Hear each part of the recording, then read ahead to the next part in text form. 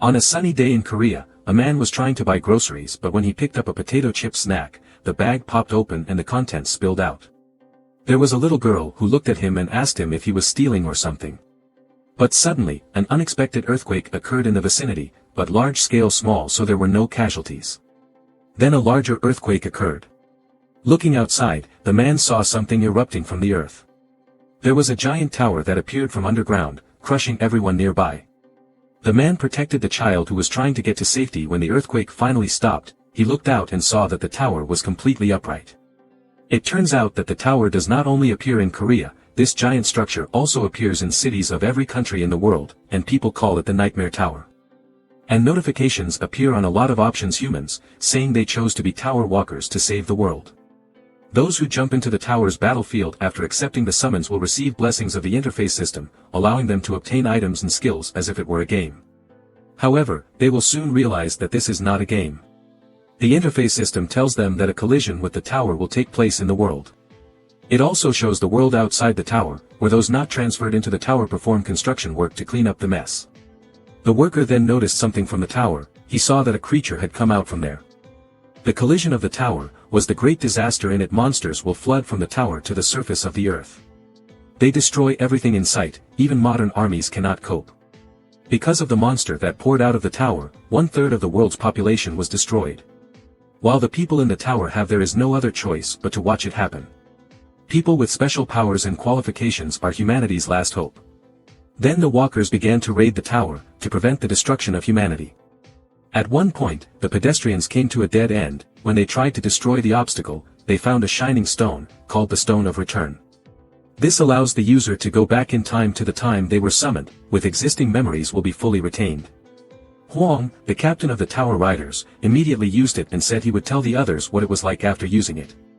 When he breaks the stone, a light fills the room and he disappears, leaving the others confused as to whether he really returned to the past or not. Sakamoto, formerly a science professor, thought that Hwang must have returned to the past. However, because part of the timeline was split, Hwang may not see them again. He explains that using prominent scientific theories such as the multiverse theory and parallel universe theory. Their current situation is when the universe's timeline is divided. In other words, the moment Hwang disappeared into the past, their world and Hwang's world was completely separate. The other walkers are confused, but in any case, what is certain is that Hwang has returned to the past, but only because he returned to the past. That doesn't mean everything in the world right now will change. Because as far as Sakamoto knows, the tower system has never lied before, and he tells the others that the stone will return them to a world in another timeline. He added that after all, the items from the tower were beyond humanity's common sense. Not long after, a second tower collision occurred in the world outside the tower. Before all humanity on Earth is destroyed, the walkers must make a decision. Whether they use the stone to return to the past or stay in the tower and die. In the end, the person who doesn't have enough strength to climb up will use the stone to return and leave the mountain behind someone who wants to fight in their current world. When a person is about to be eaten by a monster, a person wielding double daggers will rush into the fight. The slashes were so powerful that they essentially destroyed the monster. Having dealt with the monster, he asked the walker if he was okay. Following him was a group of people who stayed in the tower to try to hold out until the end. They are the last hope of humanity, who are not tempted by the returning stone, carpe diem. During the battle upstairs, confronting the masked monster boss, Jaehwan redirected the aggro boss, calling Jaehwan to attack. With the combination of the two, they beheaded the masked boss with ease. Processing after the match, luckily there were no casualties and the entire team suffered only minor injuries. Going at a fast pace, they thought they could reach the last floor. When checking the boss's drop, Jaehwan received a weapon known as the Suppression Dragon Sword. Things seem to be going in humanity's favor though, going up to the 98th floor, the Purgatory Chamber. The entire team is killed, leaving only the duo. They fight tooth and nail to defeat the boss, while Jaehwan screams that he can't defeat it on his own and asks Jaehwan to take his head together and start defeating the boss. But things didn't go as they expected. Sadly, Jaehwan was stabbed by the boss, so he couldn't fight back anymore. Then, the boss ran towards the castle wall and forced Jaehwan between the wall and its head. With his last remaining strength, Jaehwan tries to fight the boss to get revenge for killing his only remaining friend. He grabbed his sword and started rushing towards the boss. It recognized the attack, but something was different with Jaehwan. With all his remaining strength, Jaehwan trusted his sword like there was no tomorrow, then defeated the boss. Sadly, Yunhwan passed away with a serious injury and no way to recover. With the stone back in his hand, he apologized. Reminds Jaehwan of Kim Yunhwan. In that cruel and gloomy tower, he never lost his smile, for which the walkers called him Smile Knight. And now, that smiling knight has lost his first smile. Jaehwan then turned his back on him, telling him to leave before he changed his mind. With that, Jaehwan became the only pedestrian remaining on the higher floors of the tower, intending to complete the final floor himself. As he tried to open the 99th floor, he remembered history of his time spent with the team. What greeted him behind the floor was a snowbank, and inside, he immediately fought an ice dragon, whom he clearly could not defeat yet. Hiding from the dragon, Jaehwan's hands were frozen. He explained that it had been 10 years since he had been frozen. Reached the 99th floor, although he faced countless crises on the way to the 98th floor. The level of danger on the 99th floor cannot be compared to any lower floors. The boss of the 99th floor, the ice dragon, is named Velchisis. This dragon's breath, coming from the Forgotten Land, is difficult to resist, even for cold resistance at the highest possible level. If it weren't for the equipment left behind by passers-by, he would have died a long time ago. The suppression dragon's sword he got on the 85th floor, the ice demon armor Yunhwan gave him, and the fire king's bracelet that Han Seol gave him. Thinking about her, he woke up in the forge and warmed himself. Currently, he is living in the reclaimed village after defeating the boss of the 50th floor, the giant dragon Altomianus, called Oedipus. Although there were pedestrians who died or were injured coming every day, people never give up hope. The priests established emergency rescue units, to rescue raiders who were no longer able to fight. And the blacksmiths of the workshop created free equipment for the walkers who fought for the good of humanity. Jaehwan talks to Jae, implying that he possibly the last blacksmith in the Oedipus. He then explains that today's supplies no longer come from the lower floors. Turns out there's still some supplies left, minerals, until a few months ago. Jaehwan thinks there are no more living people in the tower. He doesn't even know what year it is. He thinks that so far there have been more than 10 collisions with the tower, and that from a certain point on, people were no longer summoned to the first floor. Summoned the ground and climbed the tower. Talking to Jae, Jaehwan guessed that humans on Earth had been wiped out. While thinking about that, there's something bothering Jaehwan. At the spot where the return stone was first found, there are some strange scribbles that read tower within tower, nightmare within nightmare. Like 2 days ago, Mrs. Hylene, Jae's partner, disappeared. People don't grow old in the tower. If someone disappears in the tower, it's for one of two reasons. Either they went back to the past with the return stone or they jumped off the tower. Think about not having pedestrian support. Furthermore, Jaehwan asked Jae to teach him blacksmith skills. Later that day, Jaehwan faced the ice dragon again. Altomianus says that no human has ever reached the 99th floor alone since creation of the Nightmare Tower. Make him admit Jaehwan is an amazing person. Jaehwan taunts the dragon, saying that he will feel empty after killing Altomianus. Furthermore, even the armor that Altomianus was so proud of was beginning to show cracks. When Jaehwan jumped into the dragon's breath, but not long after Jaehwan was knocked down, stuck against the wall with his hands and legs frozen. Altomianus said that even after Jaehwan fought in the end, no matter how hard he tries to persevere, the fate he will face is overbearing loneliness and nothingness. Jaehwan recalls all his fallen allies, said that the dragon talked too much. He broke free from the ice prison, and with his sword in hand, he took another stab at the dragon. Even Altomianus mocked him, with a mere thrust he would not be able to defeat the dragon. As for Jaehwan, he started raiding the tower later than the others. So he missed things like hidden skills and classes every time. That's why he completely abandoned other skills and focused on only one skill, thrust. He pushed, then pushed again. After he killed over 50 million monsters with his thrust, his teammates thought his pronoun was thrust. He felt his thrust undergoing a change. Each time he pushed, it became faster, more precise, and more powerful. The result is his thrust get over a simple move and start gaining attack power equivalent to a hidden skill. And since it wasn't a skill, he never felt tired because it didn't consume spiritual energy. That was when he scratched the dragon after more than 100 stabs. When Altomianus had done enough of that, intending to finish Jaehwan off, he used the point of his dragon's breath on him. Knowing it's too late to dodge, Jaehwan, to his surprise, he saw the light shining on the dragon. It was the same light he had seen on the 98th floor. Then, he gave everything he had, rushing at the dragon. And this time, it worked brilliantly. Jaehwan completely blew away the dragon's chin. The angry dragon flew into the sky, releasing its dragon breath towards the small human below. And Jaehwan could only dodge because he had no way to close the distance between them. Because his body couldn't keep up with the freezing cold air in the area, Jaehwan cannot run away to recover. The ice dragon landed right in front of him and said that if there were 10 more people like Jaehwan he would be defeated. If only the pedestrians had not been deceived by the mere rock, Jaehwan's fate would have been completely different. Hearing that, Jaehwan was very surprised. Then asked about the mere stone. But Altamyanus refused to answer and instead attacked Jaehwan. Fortunately, even he received no answer from the ice dragon. Jaehwan ran away from the fight to recover his frozen body. Returning to the door of the 99th floor, Jaehwan thought about the dragon mentioning the mere stone, but for the moment, he decided to brush it off. 5 years later, Jaehwan finally killed Altamyanus, the ice dragon. Along with that, there were also many notices sent to Jaehwan. Before Altamyanus' soul disappeared, he asked again about the mare's stone. Which ice dragon indicates that Jaehwan already knows the answer to that question. Altamyanus added that he would learn everything on the final floor, and also receive ice dragon sword from Altamyanus' drop. Then, the door to the 100th floor opened and Jaehwan immediately walked in.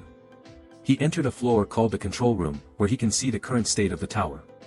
Suddenly a monster spoke to him, saying that he was here while the monster thought that Jaehwan would return to the village first. Jaehwan immediately prepares for battle and what pops up is a notification saying that he is the first to complete all of World 294's game tutorials. His incredible achievements are recorded in the Eternal Library, the Akashic Records. Such records will be preserved as only possible viewed by the kings of the Almighty Land. Jaehwan was surprised to hear that all those were just instructions. He remembered that everyone who had entered the tower was dead and God knows what happens to humanity outside the tower. A lion-headed monster wearing a full suit appeared and the first thing Jaehwan asked was who he was. He introduced himself as the demon Beastrain. He was the owner of the Nightmare Tower that Jaehwan had just destroyed. Jaehwan tried to confirm whether all of that is really just instructions, then Beastrain will show him something. It shows the early days when Jaehwan started learning to walk.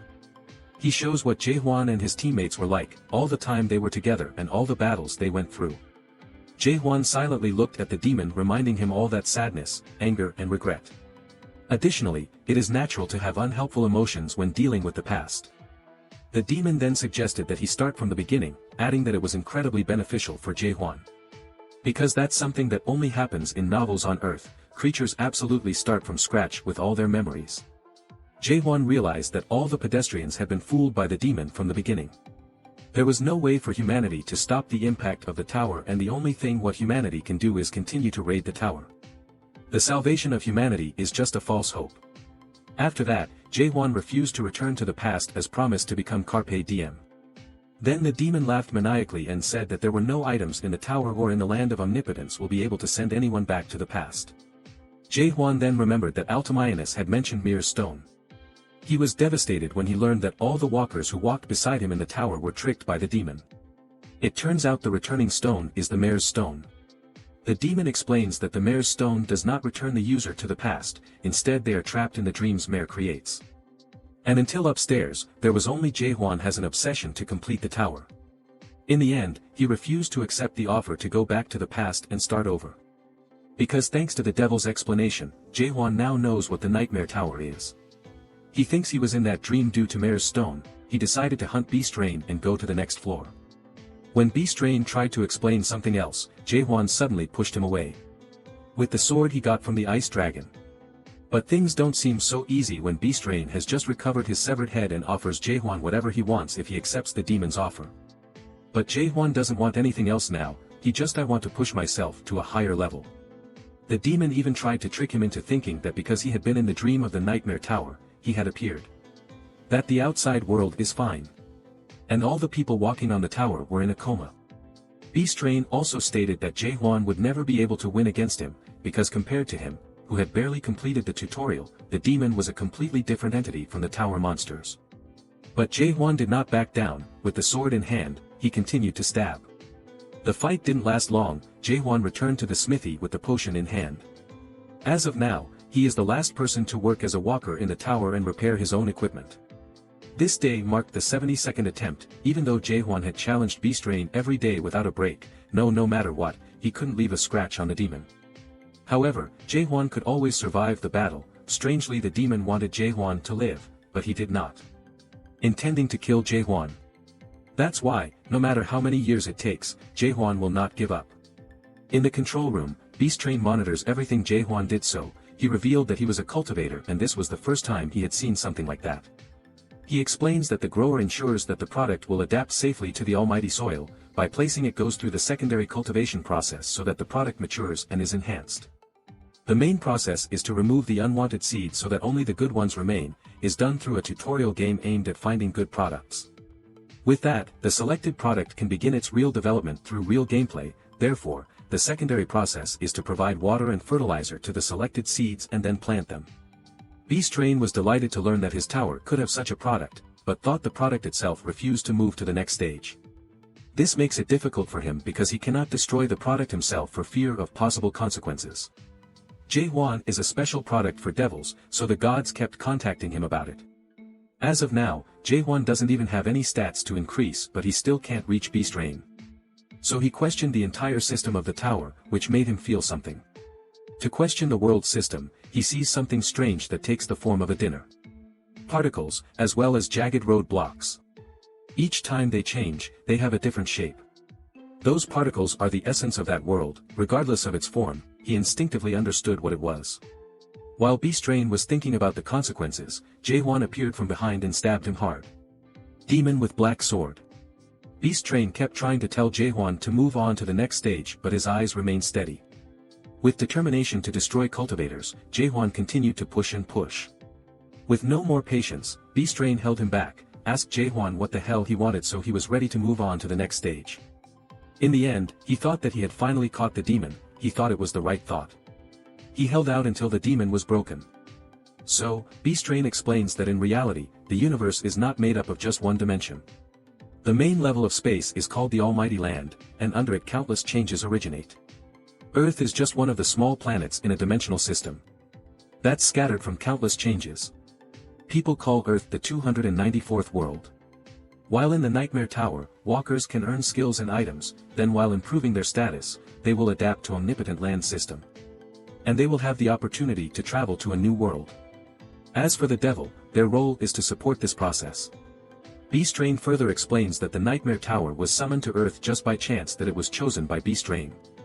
But what Jaehwan asked next was not the same. He asked why someone like Beast Train was in charge. The Nightmare Tower confused the demon. Beast Train told him that he volunteered to do it, adding that there were many of them watching. Through special walkers on different planets, they created a paradise where humans, monsters, and demons can all live together peacefully. Jaehwan then asks about the monarch. Beast Train explains that in general they are the almighty rulers of the land. Those who complete the real game and enter the almighty land are invited to join their forces. Jaehwan told the demons that in exactly 10 days, he would leave that place. He used those 10 days to train his thrusts throughout the day, while the demon kept watch over him. Beast Train felt uncomfortable thinking that he had been scammed by the tower seller. It turns out he bought a tower that was supposed to be built by the master, but it just was the first generation was so old that he couldn't tell how old the tower was. With the first generation tower, he couldn't force the tutorial to end without the pedestrians' consent. So the only thing he could do was wait for the promised day to come. And on the 10th day, Beast Train quickly gave notice to Jaehwan, asking him to end the tutorial period. Instead of finishing the tutorial, Jaehwan attacks the demon, leaving Beast Train confused. Once the particles became visible, Jaehwan's thrusting motion became unstable. But every time he pushed in, he felt a strange feeling of discomfort. He felt as if some sense was awakening, making him more determined than ever to hunt down the demon. For the first time in a long time, Jaehwan smiled thinking about the feeling he had, the feeling of being alive. Having endured enough, Beast Train used black ironwood to root out Jaehwan. The demon explains that the tower is programmed to end 100 days after the tutorial ends, so he needs Jaehwan to stay until then and move on to the next stage.